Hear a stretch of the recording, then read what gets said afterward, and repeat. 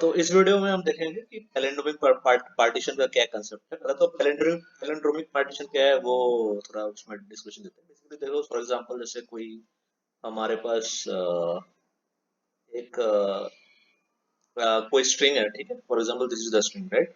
So what will be the palindromic partition, मतलब कितना number of partition लगाए इस स्ट्रिंग में, कि जो है ये स्ट्रिंग के जितने भी पार्ट्स हमने किए हैं उस पार्टीशन से वो सारे पैलिंड्रोम बन जाए।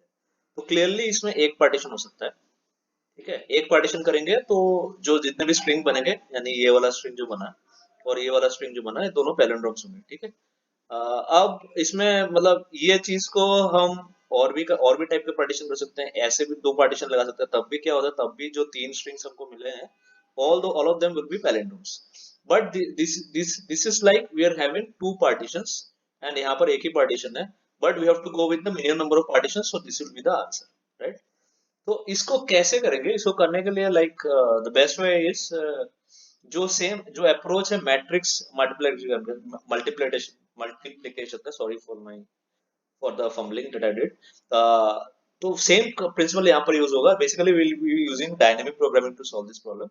तो डायनेमिक प्रोग्रामिंग में होता क्या है कि मतलब basically once you know a smaller the solution to a smaller problem, ठीक है, using that we can solve for the larger problem and so on and so forth, and जब तक हमको पूरे प्रॉब्लम का मतलब जो एकदम टॉप लेवल प्रॉब्लम है उसका सोल्यूशन मिल नहीं जाता। फॉर एग्जांपल अगर जैसे फॉर एग्जांपल अगर मैं इसी में यूज करूं डायनेमिक प्रोग्रामिंग का, नॉट एग्जैक्टली बट चलो छोटा सा ले लेते हैं कि इससे आसान हो जाए, ठीक है। मतलब तो कैसे कैसे करेंगे, बेसिकली हम एक पहले पार्टीशन इधर लगाएंगे, ठीक है। फिर हम पूछेंगे कि यहाँ इसको इसको मतलब पैलिंड्रोम बनाने के लिए कितने पार्टीशन चाहिए और इसको पैलिंड्रोम बनाने के लिए कितना पार्टीशन चाहिए।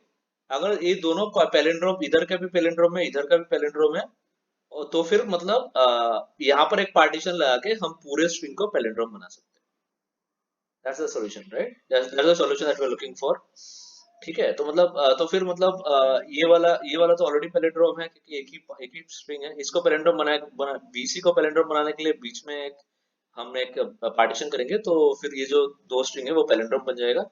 और फिर ये तो हमने ऑलरेडी पार्टीशन कर ही रखा था, so final partition will be this this this. तो बेसिकली क्या होगा कि अगर हमारे पास एक स्ट्रिंग है जो जिसमें बहुत सारे कैरेक्टर्स है, सपोज एक्स से लेके वाई और फिर यहाँ पर जेड से लेके कुछ suppose something like Z B, something like that. मतलब जेड भी एक पूरा वेरिएबल ही मान लो, ठीक है, ऐसा टाइप का है। तो मतलब अगर फिर मतलब कितने नंबर ऑफ पार्टीशन हो गए अगर मैंने एक पार्टीशन यहाँ पर किया, तो फिर मैं एक पार्टीशन यहाँ करूंगा, फिर मैं देखूंगा कि यहाँ इस वाले जो सबस्ट्रिंग है उसको उसको मेरे को पैलिंड्रोम करने के लिए कितने पार्टीशन चाहिए, और इस सबस्ट्रिंग है उसको पैलिंड्रोम करने के लिए कितने पार्टीशन चाहिए, ठीक है। Suppose this partition comes out to be A and this number of partitions comes out to be B, और ये मैंने एक पार्टीशन यहाँ से लिया है। तो number of partitions for making the whole string palindrome while putting the a partition between y and z will be a plus b plus 1। आप समझ रहे हो, this is how we like, this is the larger problem, like ये string को palindrome करना है। इसको मैंने स्प्लिट कर दिया into looking into smaller problems जिसमें ये स्ट्रिंग को पैलिंड्रोम कर रहे हैं और ये स्ट्रिंग को पैलिंड्रोम कर रहे हैं, ठीक है। तो फॉर एग्जांपल इससे डायनेमिक प्रोग्रामिंग कहाँ से आता है। फॉर एग्जांपल देखो, अगर देखो ऐसे ऐसे कैसे करेंगे, let me like show you by doing itself, right? So basically क्या क्या होगा, सपोज हमारे पास a b some what to put like c करके पैलिंड्रोम, राइट।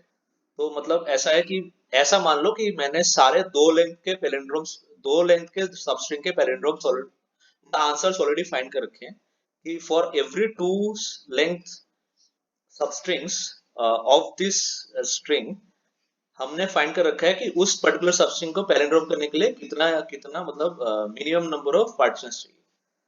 तो फॉर एग्जांपल हम कोई एक स्टेज पे यहाँ पर पहुंचेंगे, तो याद रखना हमने ऑलरेडी दो का निकाल लिया है, एल इक्वल टू टू का निकाल लिया है, और सपोज मान लो एल इक्वल टू थ्री का भी निकाल लिया है before proceeding into L equal to four, मतलब length equal to four for this case, right. तो एल इक्वल टू फोर में हम क्या कर रहे हैं, लेंथ इक्वल टू फोर में क्या कर रहे हैं, हम वैसे वाले सबस्ट्रिंग्स निकालने हैं। सपोज ये वाला सबस्ट्रिंग का आंसर हमको निकालना है, पूरे सबस्ट्रिंग का आंसर हमको निकालना है L=4 का, कि इसमें कितने पार्टीशन होंगे। तो कैसे करेंगे, बेसिकली हम जितने भी मतलब जितने भी दो एलिमेंट के बीच में जितने भी गैप्स है उनके सब गैप्स में हम क्या एक एक करके पार्टीशन करेंगे, और फिर क्योंकि हमको L=3 का पता है और L=2 का भी पता है, और L=1 में तो कुछ करने की जरूरत नहीं है, क्योंकि ऑल L=1 आर पैलिंड्रोम्स, क्योंकि सिंगल डिजिट तो पैलिंड्रोम ही होगा, राइट। तो फिर कुछ करने की जरूरत नहीं है। तो फिर हम मतलब फाइंड आउट कर सकते हैं हमारा आंसर। उसका एग्जांपल ये है कि अगर L=4 फाइंड आउट हमको करना है, तो कोई एक स्टेज पे हम यहाँ पर एक पार्टीशन रखेंगे, राइट, और फिर हम सर्च करेंगे कि क्या ये स्ट्रिंग पैरेंट्रोम है, और from the stored data will know for I would like to repeat, क्या ये स्ट्रिंग में मिनिमम नंबर ऑफ पार्टीशन हम कितने करें जो कि ये पैरेंट्रोम बन जाए, और from the stored data we know that minimum number of partition is 0 because it itself is a palindrome, right. And for the left substring के लिए क्लियरली हमको दिख रहा है कि हमको एक पार्टीशन करना पड़ेगा इसका पैरेंट्रोम के लिए, two divided into two letters which are basically palindromes, ठीक है।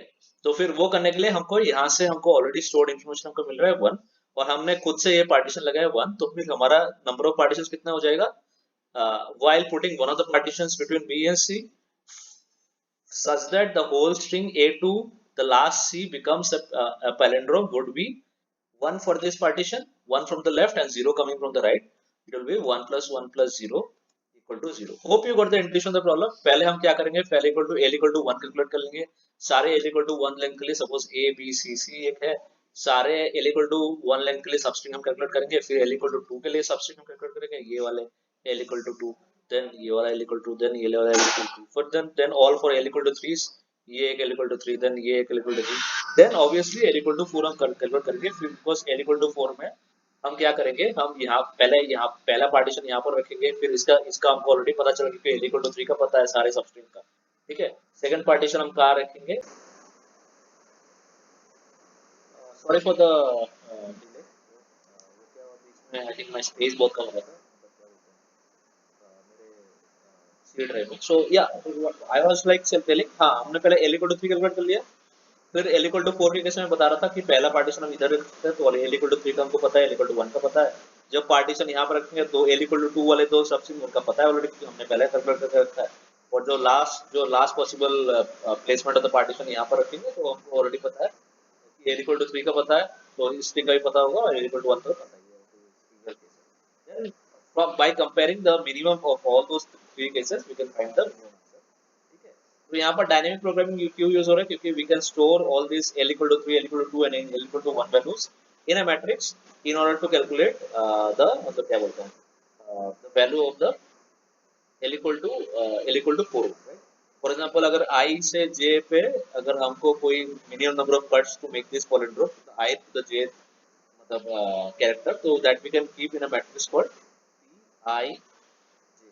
Basically इस पूरे information को रखने के लिए, ठीक है, we can keep a PNN matrix, ठीक है, if the length of the मतलब basically string is, length of the string if this length is n, then you can keep a n cross n matrix, you can store it, and then in that matrix all this information will be stored, and using that dynamically we can go from bottom to top and finally calculate the answer for the entire length of the string, ठीक है। Okay, this was pretty much the explanation. Code is also very easy. I'll see you in the next video.